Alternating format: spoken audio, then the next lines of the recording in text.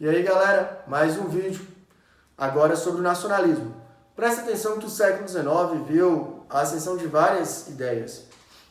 O século XIX viu o socialismo utópico, o socialismo científico, o anarquismo, o conservadorismo. O século XIX viu a ascensão do positivismo, do darwinismo social. E agora a gente vai falar sobre o nacionalismo. O nacionalismo é o sentimento de pertencer a uma comunidade imaginária. Comunidade, porque o nacionalismo afirma que todos são iguais. Burguês ou proletariado, todos nós somos brasileiros. Então observem como a ideia de comunidade mascara o quê? Um conflito de classe, uma luta de classe. Imaginada por quê? Porque ela só existe na cabeça das pessoas. É, isso mesmo. Você é brasileiro porque você imagina ser brasileiro. Porque você acredita que tem uma língua em comum, uma cultura comum, um passado e costumes. Então, preste atenção. Cada povo elege um símbolo cultural para dar a sua identidade. Uma ligação com o lugar, como a natureza. Os brasileiros falam, né? A riqueza da natureza brasileira. Os ingleses valorizam o quê? As suas leis. Os ingleses valorizam a sua monarquia parlamentar. O mesmo vale para os americanos, que valorizam suas leis, sua constituição. Ou no caso do alemão, a sua língua, no caso do russo também. Então cada povo elege algo, um símbolo de nacionalidade que deve ser compartilhado por todos e cria uma solidariedade que mascara, que não leva em conta conflitos de classe. Ok? Vamos seguindo.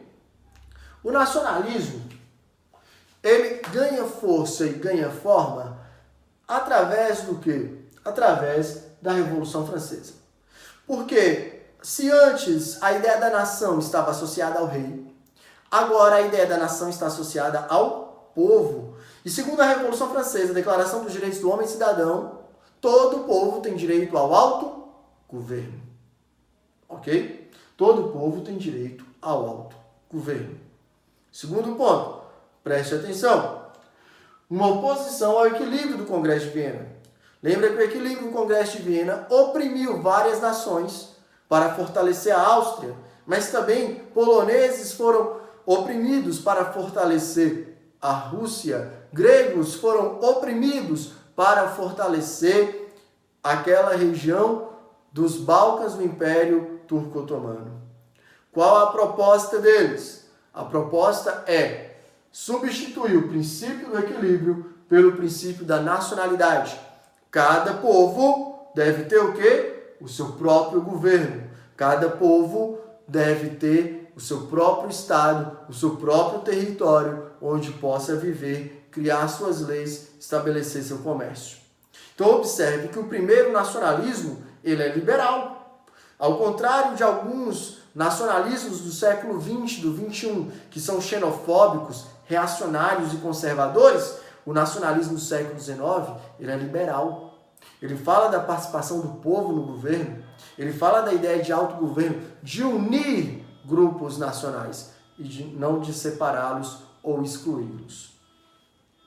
Qual foi o grande veículo para a disseminação das ideias nacionalistas? Nós tivemos muito, as escolas, o ensino de história nasce com esse objetivo, mas o principal de todos foi a literatura romântica. A literatura romântica, ao escolher vários símbolos, e especialmente o símbolo do herói, ajuda a fundar a ideia de nacionalidade, a ideia de nacionalismo. Na Europa, no mundo romântico, a literatura busca um herói que é o cavaleiro medieval. A Idade Média é revalorizada. Se o Renascimento e o Iluminismo criticam a Idade Média como tempo de ignorância e de superstição, os homens do romantismo acreditam que a Idade Média é rica em cultura.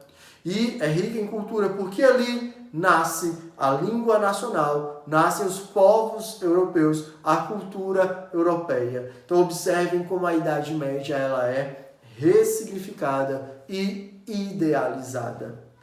Continuando, a ideia de um herói nacional, o cavaleiro medieval, aqui no Brasil é transmutada no movimento romântico a ideia do cavaleiro na ideia do índio. O índio é o primeiro herói. na primeira fase, e na terceira fase você vai ver o negro. Então a literatura romântica foi um dos principais veículos de disseminação das ideias nacionalistas. E aí você vai ver uma oposição entre o internacionalismo socialista, que defendia que todo o proletariado se unisse contra a burguesia, independente da nação, do estado em que ele esteja, e o nacionalismo, que mascara o conflito de classes, que rejeita a desigualdade e afirma que todos são iguais, porque todos vivem na mesma nação e compartilham dos mesmos valores, da mesma identidade. Vocês vão ver, então, que internacionalismo e nacionalismo são ideias conflitantes. O internacionalismo socialista e o nacionalismo conflitam. Enquanto um defende o conflito de classes, a luta de classes, o outro mascara, o outro não valoriza, não destaca a luta de classe, pelo contrário, afirma uma igualdade identitária. Todos são brasileiros, logo todos são iguais, porque pertencem à mesma nação. Meus queridos, é muito importante então que vocês comparem essas ideias que tiveram muita força no século XIX e no século XX, o socialismo e o nacionalismo. Até mais, galera. Até a próxima. Que a força esteja com vocês.